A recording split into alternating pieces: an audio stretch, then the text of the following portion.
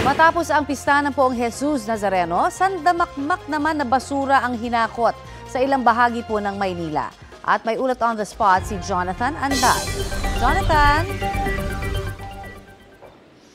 Connie, nahakot na ngayon yung mga basura na naiwan sa traslasyon dito sa kanto ng Globo de Oro at sa Quezon Boulevard. Pero kanina, sandamakmak yung mga kalat dito na pati mga residente ay nagrereklamo na.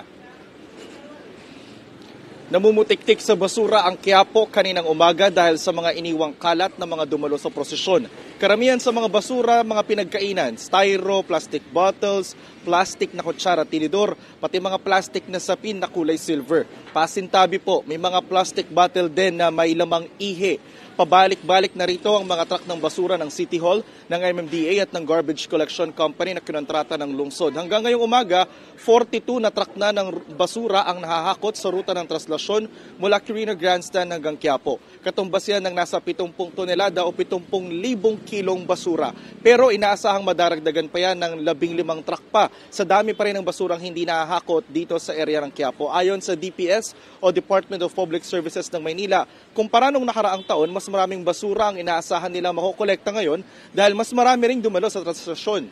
Nagrereklamo tuloy ang ilang taga-Quiapo dahil sila ngayon ang naglilinis ng mga iniwang basura ng mga deboto. Sa Taft Avenue kahapon, may nakuna ng aming team na umiihi sa poste ng LRT. Sabi ng DPS, nakarating na kay Mayor Honey Lacuna na namanghe ang ilang parte ng Maynila. Kasunod ng prosesyon, kaya nag-utos na ng flushing o pagbomba ng tubig sa mga kalsada at poste.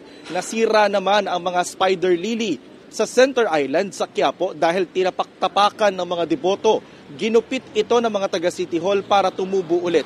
Dumagdag ang basura ng traslasyon sa problema ngayon sa koleksyon ng basura ng Maynila.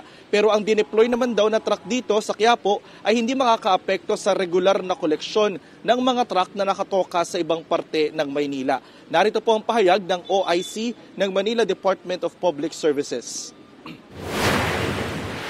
May kasabihan nga tayo, yung cleanliness is next to godliness. Kung tayo po talaga deboto, dapat po talaga nagkakaroon din po tayo ng disiplina.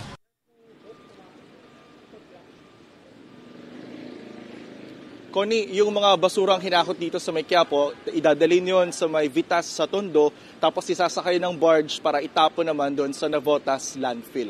Yan muna ang latest mula rito sa Quiapo, Maynila. Balik sa iyo, Connie. Maraming salamat, Jonathan Andal.